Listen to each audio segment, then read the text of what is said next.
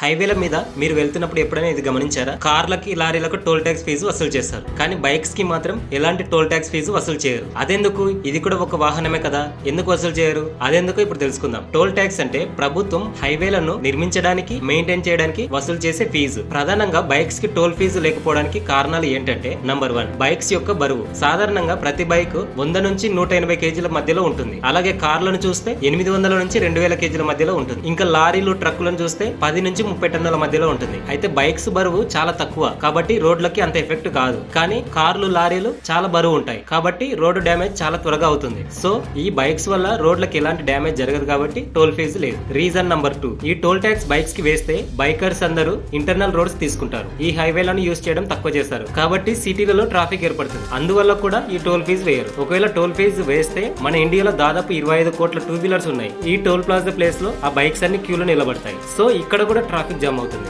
ఈ toll system అంతా stuck అయిపోతుంది. దీని వల్ల కూడా టోల్ ట్యాక్స్ వేయరు. ఇంకోటి మెయిన్ రీజన్ ఏంటి అంటే, national highway authority of India ప్రకారం 2 వీలర్స్ కి టోల్ ట్యాక్స్ ఎగ్జామ్షన్ గా ఉంది కాబట్టి చట్ట ప్రకారంగా కూడా ఈ 2 వీలర్స్ కి టోల్ ఫీజు లేదు. సో ఈ రీజన్స్ అన్నిటి వల్ల బైక్స్ కి టోల్ ఫీజు ఉండదు.